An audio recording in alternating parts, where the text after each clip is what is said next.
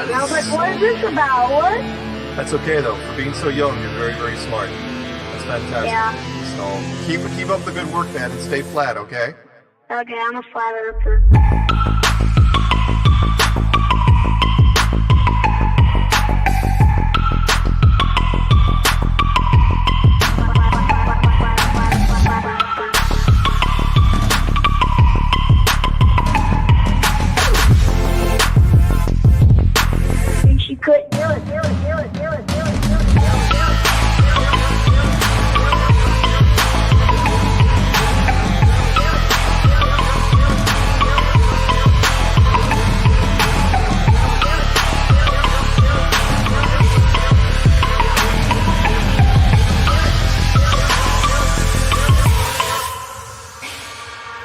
I'm a flat earther. I'm a flat earther. I'm a flat earther. I'm a flat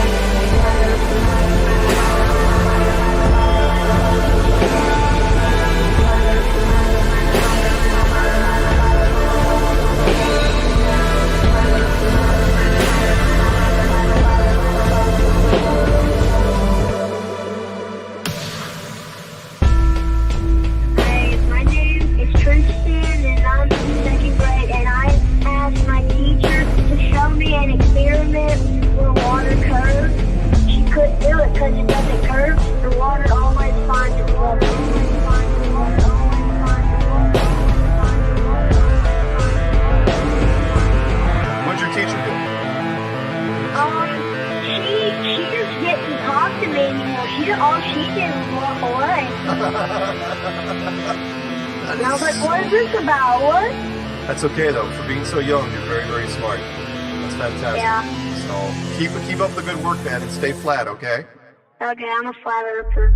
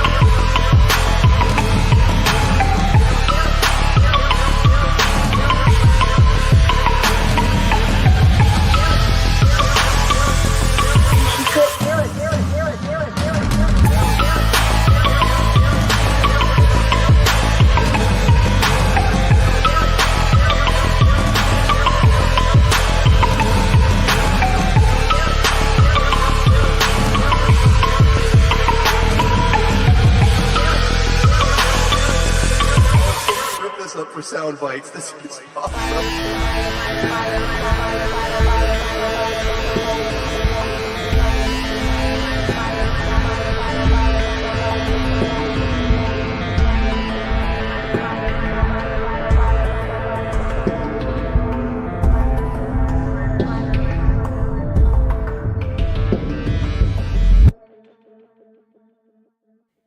All right, everyone, welcome back to Anti-Religious Scripture Study with me, Karen B., and of course, Just Jack Flat Earth. Shabbat Shalom. Shabbat Shalom. Okay. Pretty simple chapter this week.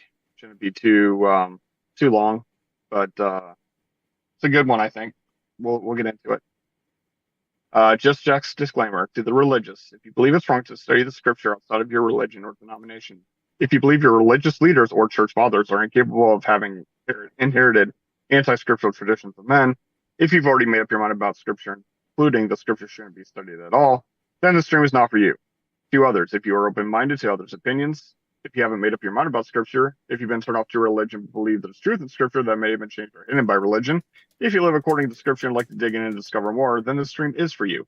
We are looking at scripture in the original language using concordances or dictionaries for root words, as well as context from a non-religious perspective. We will as well have life experience discussion. We're not here to argue with others about theology or doctrine by the traditions of man, including Catholicism, Christianity, Islam, or Judaism. We will be discussing the importance of origins and show how religion contradicts scriptures. All right.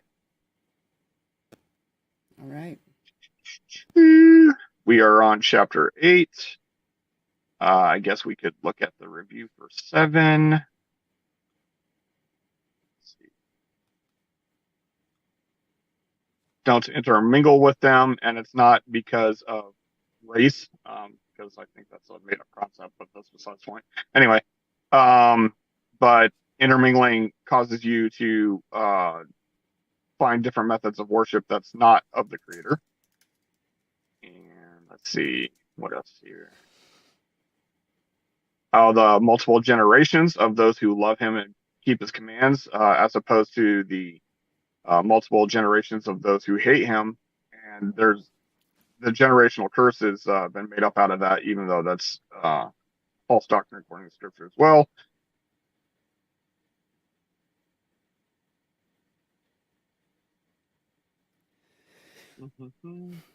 If you follow the commandments, you will not have the sicknesses of Mitzrayim. It's very important. You shall consume all the people. That's not talking about cannibalism. It's always a reminder that Yehovah your Elohim took us out of Mitzrayim, out of the bondage of men.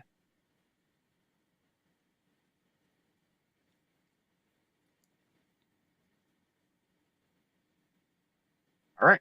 I think that about wraps that one up. All right. All right. Yeah, I'm just scanning through it like, oh yeah, there was that thing. Oh yeah, there was that. Mm-hmm. Yeah, it gets like that for Deuteronomy. It's not really a site-specific thing. It's kind of like overarching because it's like Moshe's last speech before they cross over. So he kind of like picks pieces out of the history and brings it in. Mm-hmm. All right. So, verse 1. All right. Guard to do every command which I command you today, that you might live and shall increase, and go in, and shall possess the land of which Jehovah swore to your fathers. Okay, so they took the liberty of throwing guard in the front, and it throws me off. I'm like, guard, where's guard? It's all the way down here saying observe. It's not actually observe, it is actually guard, to guard, protect, keep. Mm-hmm. The command, but it says all the commands which I command today that you shall guard and do. So there we go. All right, verse 2. And you shall remember that Jehovah your Elohim led you all the way these 40 years in the wilderness to humble you, prove you, to know what is in your heart, whether you guard his commands or not. And humble is that same word. If you remember, we looked at this about the Moedim, the appointed times, that it's afflict your being. Mm-hmm. It's to intently look at yourself, right? To look at your soul. Mm-hmm. And this is saying he's doing this not to humble you, but for you to get introspection within the tests. So you go through these processes so you can see what triggers you, basically, what causes you to fall away from, doing the will of the Creator. So it's not necessarily humble you because, again, in one translation, afflict your being, in another, humble you. It's like it's not completely accurate. It's about intently look, right? Mm-hmm. All right. 3. And he humbled you and let you suffer hunger and fed you with manna which you did not know, nor did your fathers know, to make you know that man does not live by bread alone, but every word that comes out from the mouth of Yehovah. Right. So, if this sounds familiar to you, even if you've been to church a couple times, you probably heard this before when Yeshua is getting tested, that he's like, turn this rock into bread. And then this is his response. So again, Yeshua quoting from Torah to have a response of his life. And again, the beginning of the verse, starting with humbled you, is that same thing. To him intently look. All right. Or Your garments did not wear out on you, nor did your foot swell these 40 years. okay, so there's an interesting concept here, that there's a tradition, okay, and I'll just say it like that because it's not in the scripture specifically, but there's a tradition that the sandals grew with the feet because 40 years, your clothes not wearing out, it's still you're growing, right? If you're a child, so but there's a tradition about that. And you shall remember that wait, I fucking lost my place. Oh, 5. Thus you shall know in your heart that as man disciplines his son, so Yehovah your Elohim disciplines you. Okay, and now that you cuss, now I have to shut the stream down because I know they're so evil. No, I'm not doing that. I know, but anybody who does do that, not to. I try not to cuss. I know, and I know in the beginning I was very flippant as well, and some people have talked to me about that. Like, can you not swear so I can show this to my children? But yeah, it's not like an end all be all. If you cuss, you're an evil person or anything like that. I don't. I know. I just try not to do it. I understand. I'm doing that in sheer mockery. Okay, so this is a very interesting concept that anybody who's a parent will understand this. Well, I don't know. In today's generation, I see a lot of parents that don't parent their children, so it maybe doesn't make sense to them. But if you love your child, you will discipline them. You will be like, no, that's not the way you do things. This is the way you do it so that you can have, a successful life. Right. It's like, okay, the first verse here, it says, guard the commands for what reason? So that you might live, so that you might increase, so that you might possess, right? It's not for, what's the word? It's not for subjugation like the laws of men. It's for your life and for your growth. You know what I'm saying? All right. Verse 6. Therefore you shall guard the commands of Yehovah your Elohim to walk in his ways and to fear him. And again, I don't like the word fear because in awe is the same word. So it's to be thrown backing for them. All right. For Yehovah your Elohim is bringing you into a good land, a land of streams of water, of fountains and springs that flow out of valleys and hills. Okay, so this is actually infilling you into a good land. This word right here. And I just want to take a side note and point out that that the Creator says that the streams of water, fountains of springs flow out of valleys and hills. It's not the ancient plumbing of a lost civilization that mined the earth before we were here. Just saying. All right. Okay. I mean, I liked it better when Weiss said source water, right? The water's always been here. It will always be here. It's what makes this world work, right? I actually agree with that. Source water. That it's not just the rain cycle. Right. A land of wheat and barley, of vines and fig trees and pomegranates, a land of olive oil and honey. All right.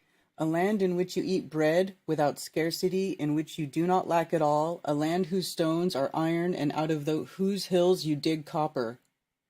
Oh, look at that. There's ore in the hills, and we mine stuff out of it and make stuff.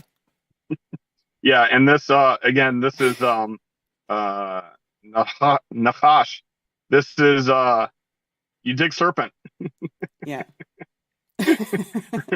right? Let's get context, you know. You could say bronze rather than copper. But yeah, it's copper's a base, so yeah, it's fine.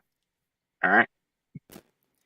And you shall eat and be satisfied, and shall bless Jehovah your Elohim for the good land which he has given you. Okay, so be satisfied. Okay, this is the root of Shabbat, seven, oath. All right, the Shabbat, right? Like Shabbat Mm-hmm. and Shavuot and Shavua. This is that seven to be fulfilled, to have the oath. All right, 11. All right. Be on guard, lest you forget Jehovah your Elohim by not guarding his commands and his right rulings and his laws which I command you today. Lest you Okay. eat and shall be satisfied, and build lovely houses and shall dwell in them. That's right, people build houses. Mm-hmm. Yeah. Yeah. And your herds. Somebody's on a trigger here. I am just so tired of it. And your herds and your flocks increase, and your silver and your gold are increased, and all that you have is increased. Right. That your heart then becomes lifted up, and you forget Jehovah your Elohim, who brought you out of the land of Mitzrayim from the house of bondage. Okay, so let me get the context of this, because this is kind of like broken apart with the verses, right? Mm-hmm. So, lest you forget your Elohim by not guarding his commands, and you get fed and satisfied, lovely houses, and your herds and increase, and your silver and your gold increase, and you get nice and comfortable, and you just start living your life, and then you start, I like having this life of gold and silver, and I'll take advantage of other people, and now you've forgotten Elohim, right? Because you've gotten so comfortable in your swag. Mm-hmm. All right. Who led you through the great and awesome wilderness, fiery serpents and scorpions and thirst, where there was no water, who brought water for you out of the flinty rock? Yep. Okay, so this is Nachash, aka the serpent, and then this is Saref, which is burn. So you could actually interpret this as fiery serpents. It's actually, a pretty decent translation. But this is it's actually the fiery whisperer. And the scorpion is a very interesting word. I kind of went down a rabbit hole looking into that. They don't know where the root of scorpion came from, but I kind of see it as the binding, because Why don't you bring up that word? Let's look at it. What is the word? Okay. What does it show? Yeah, they actually don't have it. And they actually don't say. So right there where it says I'll, H6137, that's not. Yep. No, I'll show you what I'm talking about here. All right. Of uncertain derivation. Right. So the root word, figuratively a scourge or a knotted whip. So the first two letters of the ayin kof, or kof. The ayin kof is the rope or binding, right? And if you think about when a scorpion stings you, it can cause like paralyzation. So that's where I think that was derived from. And then the resh bet on the end is the same thing as Rav or Rabbi. It's magnified. So it's a magnified rope. Right? It sounds kind of weird, but that's what it looks like it's rooted in. It's like a compound word of rope magnified. So, yeah. Interesting. And magnified could be of quantity or of authority. So, throwing that in there.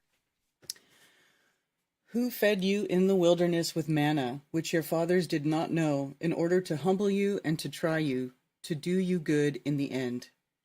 Yeah, so this is twice now. He's mentioned manna as your fathers did not know. So do you remember what manna means? I actually don't remember what that one means. Okay, manna means what is it? That's what it means. What is it? We don't know. That's the definition of manna. I remember when it was being described initially, it was like it just appeared out of air, like it Yep. just manifested. The dew would disappear and the manna would appear. Yeah. The manna manifested. Manna manifested. Yep. That's right. And we don't know. We don't know what it is. It just, we don't know. Yeah, it's interesting. It's nothing that we've looked at before, so we don't know. All right. 17. Then you shall say in your heart, my power and the strength of my hand have made for me this wealth. Okay, so this is, again, when you get comfortable and you start making that wealth, you're like, oh, I did this. You know? Mm-hmm. I can tell you from my own experience that, there was a time in my life where I was like, I'm the only one who can provide for me and et cetera, et cetera. And it was a struggle. It was a fight to the finish. But now that I'm, now that I trust the creator and financial stuff doesn't work out, I'm like, yeah, so what? It'll fix itself because, the creator will not leave me lacking. That doesn't mean that you sit on your ass and wait for it to appear. Right. Right. You go through the motions, but the provision, everything that falls into place just right, just perfectly, that's the creator. For instance, I have, I work for an engineering firm, but, sometimes we get into a financial situation because, that's life. And it seems like, or like when a Moedim is coming up, sometimes we travel and that costs money and, all that stuff. Mm-hmm. And every time that I need extra income, I have this side job of this guy that I work for in Florida who never calls me, for like months at a time until I need money. And then all of a sudden he's like, I got this work for you. And that pays twice as much as I make regular hourly rate. Mm-hmm. So it's like every time it's perfection. I've had vehicles that have broken down and we were given vehicles, people, it was put on somebody's heart to give us vehicles. We've had times where I've had a empty tank and didn't know how we were going to get to the gas station, let alone the money to put the gas into the van. And then I walked outside and turned on the van because I was thinking, well, if I can get, I'm going to get down the road as far as I can and then try to get somebody to meet me or whatever with gas. But as soon as I turned on the vehicle, the tank was half full. Like it came from nowhere, so the creator's got me. It's never my own power that this world exists, right? Yes, you can manifest things, but that doesn't mean that you've created this place. You understand what I'm saying? Mm-hmm. All right. All right. And 18 explains that. But you shall remember Yehovah your Elohim, for it is he who gives you power to get wealth in order to establish his covenant, which he swore to your fathers as it is today. Right. And just for people's reference, sometimes I explain a verse and then the next verse explains it. And it's not because I'm reading ahead, because when I translate, I only look at the Hebrew and translate it to English. I don't read it because I'm trying to do it like, I'm not trying to do it with a bias. I'm just using the root words and translating it and then look at it compared to the translation and but yes, we have power, but it is he who gives you power. Yeah. Mm-hmm. So it doesn't, I know there's some religious folks that say that you have no power. You're weak. It's all from him. And it, but it says it's he who gives you power. You don't sit there and, wait around on the creator to provide for you. And, you do nothing. You have the power, mm-hmm. but he gives it to you. All mm-hmm. right. 19. And it shall be, if you by any means forget Yehovah your Elohim and follow other mighty ones and serve them and bow yourself to them, I have warned you this day that you shall certainly perish. Yeah, I had a friend of mine mention that Elohim is the creator's actual name and that Yehovah is just some generic name. Okay, which is a complete backwards confusion. So Elohim is right here, and it's right here, right? Mm-hmm. So don't forget your Elohim and follow the Elohim. So if Elohim is the proper name of the creator, that does not work. All right. All right. Like the nations which Jehovah is destroying before you, so you are to perish because you did not obey the voice of Jehovah, your Elohim. And then, of course, we see that in the future where when they start mingling too much and they start, doing their own thing, that they get kicked out of the area. All right. So Mm-hmm. shout out to Joseph Osborne, Chicago artist, Tony Coriolis, Isabella, Critical Inception, oh my gosh, Torenosuke Edo. Did I say that right? I think so. All right. Can't be sure. TC Zamman, Spicy Sarah, Boston Ray, Dennis Omerond, Bill Henry, Jay, Zulu One. What's up, Zulu? Patrick, Shifty Eye Shady. To Gregory May. I think I said Phil Henry already, but whatever. Shout out again. Valley Parks. Once in a while, we drop the F-bomb by mistake. Yeah.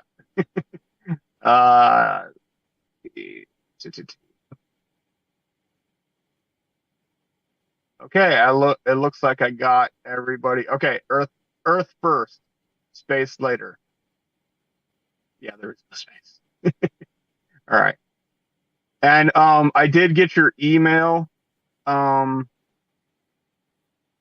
I haven't Valley Parks. I haven't been able to respond to it because I had a crazy week this week, but I will contact you probably tomorrow.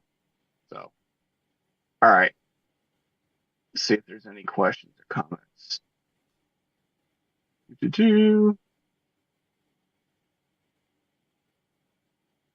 Okay. I don't know. Some of these comments, I'm like, I have no idea what they're talking about. Yeah, a couple trolls. Okay, so Isabella says Christ to stay in after he says, turn these rocks to stone. Man shall not live by bread alone, but from every word of the mouth of God. Which, yes, he was quoting Torah. And yes, that's the English King James Version. So that's a disclaimer.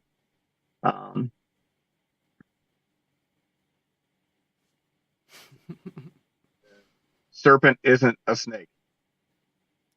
In some references, it's definitely not. Yeah. My ex was a Scorpio. Okay. We were translating Scorpion, so Mm-hmm. I guess that tracks. Mm-hmm. Guys saying that looks like it's a bad thing. World robs you and Yah got you. I'm not going to say God because God is the deity of prosperity, but Yah got you. Yeah. Shout out to fellow crazy Scorpios. I love my Scorpio.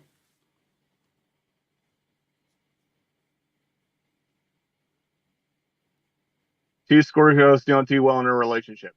Okay. That's actually typical of most zodiac signs. If you're the same sign, it's typically not going to work out so hot. Verse 17 explained well. I think they're referring to in the New Testament, not by our power, not by our might, but in the power of Jehovah holding forth in one accord by Messiah's power. So yeah, there's nothing new under the sun. People think that the New Testament is like this new book that has nothing to do with the Old Testament. Completely nonsense. It's just a continuation of the same book. Oh yeah, but thanks for this. I saw people on X talking about that. Actually, there was discussing the Bible, and there was people talking about, well, I think Jesus is blah blah blah blah blah, and I was like, oh, now I see what Jack's talking about, where they like think Jesus come and like basically nullifies everything that happened before Jesus was here. It's called the replacement theology, and it's been around since the Catholic Church. Because when the Catholic Church was started, now there were believers of Messiah for 300 years. Let's say 300 years. After Yeshua, there were followers of Yeshua for 300 years that were not called Christians. People think that they were called Christians, but if you look in the Greek transliteration, it says that they were called the Notzrim, right? The followers of the Netzer. And then when Catholics start around, Catholic means universal religion, and then Christos is actually oil or grease, which is close enough to anointed. So that whole thing got invented later. And then when Christianity started, it's because they offshot from Catholicism because they didn't like some of the things that Catholics were doing because it wasn't in the scripture. But they just chose a couple of things instead of just saying anything that doesn't line up with scripture should be thrown out and start over, right? But that's not what they did. Right. They're like, okay, let's get rid of this thing, but hang on to this thing. Like, for instance, Christmas, Easter, Halloween, that all got held onto by the Christian church. It just got adopted in a different way. So, this is stuff that I found out back in 2012 when I was training to be a manager. Yeah, a manager of people, sure. I was being trained to be a pastor, and I started looking at the history of the church, and I'm like, why am I even doing this? This doesn't line up with scripture at all. And it's amazing because when I went to my what do you call it? A guy who was training me, I can't think of what it's called. Mentor. So I went to my mentor pastor, and he was saying, oh yeah, I know all about that. And he says, I used to teach that stuff, and I stopped teaching it because the congregation doesn't accept that message well. And I was screaming in my head, what does it mean to be a pastor if not to tell the truth? Well, it's to do the religion of Christianity, period. And he didn't have, it's like he was a non-denominational. So he didn't have like a authority that he answered to that says, you can't teach this and you must teach that. Nothing like that. But he was under a 501c3. And 501c3s have to stay within a certain parameter. If you call yourself a Christian church, you have to do these teachings. You have parameters. And man, I went off on a huge tangent there, didn't I? Yeah. But that's how it goes, But it is interesting, like how many people just sort of want to dismiss everything before. It's like, well, why, if everything before Jesus is null and void, then why wouldn't they just release the part starting from where Jesus was here? Right. Why isn't that just the Bible? But there's all this stuff that happens before Jesus. So why is I don't understand why they would put it there. And that actually was a movement at a gosh, now we're all in the weeds. Anyways, that was an actual movement in I think it was the 600s, I believe. There was a dude named Marcion. Okay, y'all look up Marcion, because Marcion was the one who came up with the theology. Jesus is the new God, good God, loving God, and the Old Testament God is the mean God, the bad God. And I think his Bible only had 16 books. And like some of the New Testament books that we have today, he took out. But it's pretty crazy. Interesting. There's been a lot of tangent, but Marcionism, or AKA replacement God theology, is rampant in the modern religions. We don't need the creator anymore. We have his son now. It just doesn't make any sense, because Yeshua always pointed to the Father. Look to the Father. I only do the will of the Father. It baffles me, but I used to be it. So I can understand where they're coming from because I was raised in it. But when you read the Bible, it doesn't work. Anybody who is still trying to hang on tightly to the theology of Christianity, please read the book of 1 John. And I don't mean John chapter 1, because people don't understand that there's actually a book called 1 John in the back of the Bible. 1 John, 2 John, 3 John, Jude, and Revelation. So read 1 John. It completely destroys replacement theology. The commandments were done away with. All of that stuff goes away, and that's in the New Testament. So I recommend people study 1 John. But anyways, yeah, huge tangent there. Yeah. All right, the followers of the way in Judea. I remember that from Ben Hur.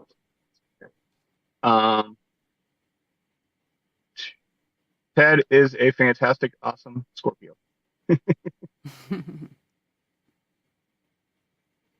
All right, I think we're yeah, for those of you who are still using the terms Jesus and God, I've gone over this many times, but they are horrible replacement words from Yehovah the Creator and Yeshua his son. Jesus and God, check the it out. surf and turf. That's funny. Why does that make me laugh? Surf and turf. Because they go together on the plate. Yeah. There's a good quote, Isabella. Why do you call me good? Because no one is perfect but God alone. Yeah, that's Yeshua speaking. Yeah, when they called him good teacher. Like, why are you calling me good? Yeah, Christian theology, it's got its issues. Let's put it that way. Yeah. But yeah, they cannot like, let's say, mingle the two religions. I tried that in the beginning, right? Like worship of the Father and worship of the replacing Jesus theology and stuff, but it doesn't work. You can't just, overarching, well, his sacrifice was done, so we can do what we want. That's basically Christian theology in a nutshell. All right. So can wrap it up. All right. Yeah. Okay, Shout everybody. out to Good Times for All. He's in there. Sorry. Yeah, and Cammie, good to see you. Thank you, everybody, for being here once again for another episode of Anti-Religious Scripture Study. We always appreciate everybody who joins us, and we will see you next Saturday for another episode. So enjoy the rest of your day. Have a restful day, and enjoy the great weather and the hot sunshine this week. And we'll see you next time. Shabbat All right. shalom. Shabbat shalom. Or still flat.